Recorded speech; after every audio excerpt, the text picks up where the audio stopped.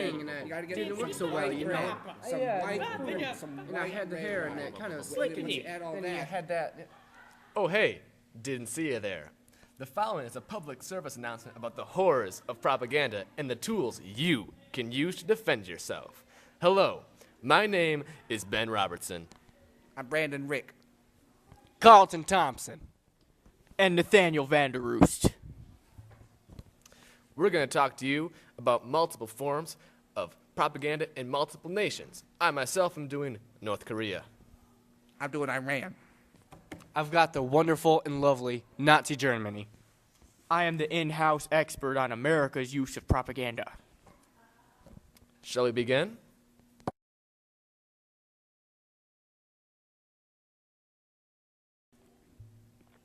Now, I bet you're wondering what propaganda is. Well, let us tell you.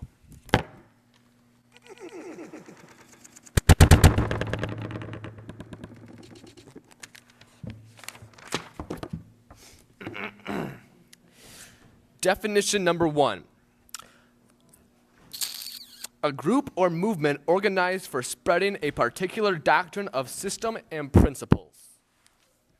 Number 2, dissemination of ideas, information, or rumor for the purpose of helping or injuring an institution. Definition number 3. Doctrines, ideas, arguments, facts, or allegations spread by deliberate effort through any medium of communication in order to further one's cause or to damage an opposing cause. Definition number 4. A form of communication aimed towards influencing the attitude of a community toward a certain biased belief. Back to you, Carl. Thank you, Nathan.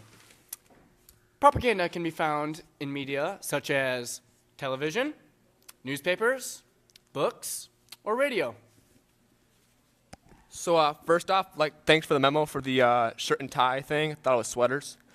But anyway, so also, propaganda can be found in pretty much every single nation in the world, and it's directed to help that nation.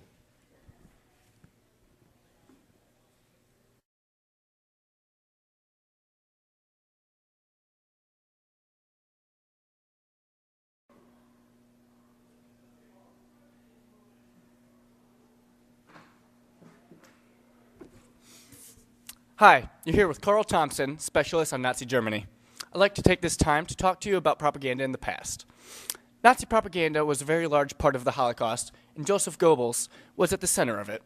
Hitler had chosen him to be his minister of propaganda. Goebbels used the mass media such as art, music, theater, films, books, radio, education materials, and the press in an attempt to brainwash all of Germany. On March 10th, 1933, many universities across Germany participated in the burning of books. Books were required to be approved by Goebbels' Ministry of Propaganda and contain Nazi propaganda. Anti-Semitic books were produced and promoted along with rewritten school books. Newspapers were given instructions by Goebbels' ministry daily on what to publish. Anti-Semitism was present in all newspapers, and the Jews were not allowed to work for them. Films such as The Eternal Jew were produced under Goebbels' commands. Newsreels informed the people what Goebbels wanted them to know and believe. The censorship and propaganda of Nazi Germany was centered around their hate of the Jews. They were very strict what the public was allowed to see, hear, or even feel. Everyone was required to conform or otherwise face death.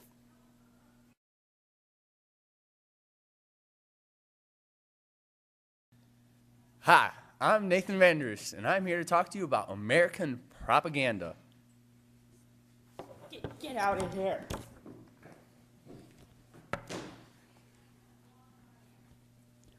Good morning.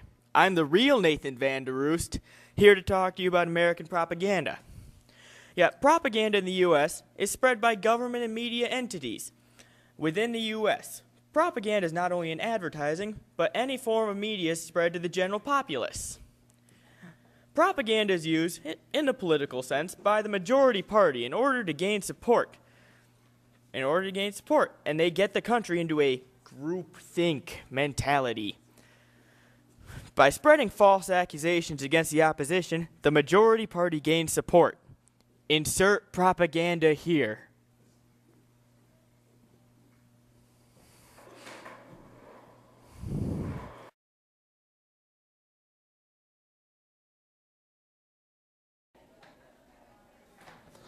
son of a... Let's talk about Iran. Propaganda in Iran. Where to begin? First off, these politicians in Iran know how to run a political campaign. They don't portray themselves as saviors or anything. They get all around, day in and day out. There's billboards, pamphlets, posters, commercials, broadcasts on radios, you name it, they got it. All on their president. All this propaganda on the president's favor makes him look like Santa Claus, and who doesn't like Santa? Secondly, Iran has got to be one of the best nations ever in censorship. They're so good at it that somehow everyone but the Iranians know they're being censored. I don't know. That or every Iranian that does know just won't say anything due to the fear of disappearing like all the other doubters. Anyway, the level of censorship is so high that it's violating every Iranian citizen's freedom of speech, which, may I add, is a Universal Declaration of Human Rights, which was adopted by the United Nations General Assembly, which the Islamic Republic of Iran is a member of. Shame on you, Iran. Shame on you.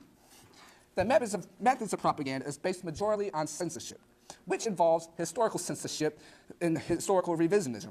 They do this to the current government. This makes the current government look more appealing, so citizens in other nations don't do nothing about it. Right, not fooling me. However, censorship is not all that they partake in. Due to past events, Iran has a strong resentment to Israel and the U.S., or at least a lot of the citizens do. I don't know. Defacing of the U.S. Embassy is a common practice when it comes to riots, as well as American flags being burned, and Israeli flags as well. This obviously is very offensive to America and Israel. Other forms of propaganda include political arrest or arresting anyone that dares to question government operations, public execution of traitors, secret police, and the Big Brother effect, and that's all in all use as well. So yes, propaganda in Iran is very common. In fact, it's daily. They may not burn flags every day because they would run out after a while, but if they did, whatever. There's always a constant pressure of bold lies, false statements. You get the picture. And that's the end of propaganda on Iran.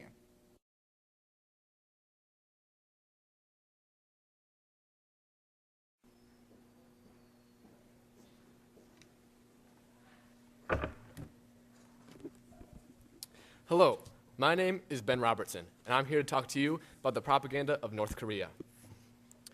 Of all of our countries today, if not in history, the nation of North Korea is by far the greatest example of propaganda. In this small country in the Southeast Asia, the North Korean government controls every aspect of their civilians' lives. The nation's present ruler, Kim Jong-un, controls his people under an iron fist, with millions starving and even more in inhumane conditions. Ladies and gentlemen, this ain't pretty. Yet the citizens seem to be content with their lives and even worship their leaders. How is this possible? Well, it's done with a little thing called propaganda. The government manufactures literally 100% of every source of information that the citizens see. Every newscast script is written by the government employee. Every pamphlet, billboard, painting, book, and postcard has been under government control. Internet access is not granted to most citizens, but the few that can only view less than a dozen of government-approved internet sources. Every week, all citizens must attend a ceremony at the revolutionary research centers where they learn about the greatness of their own leaders, pretty much brainwashing everyone. Their history has also been altered to make North Korea look favorable in almost every aspect of their formation, including the Korean War. Contact with the outside world is almost prohibited. It's pretty bad. The effects on the civilians is the greatest example of the immense power that propaganda can have. While almost all are in poverty, everyone loves their leaders and is complete devotion.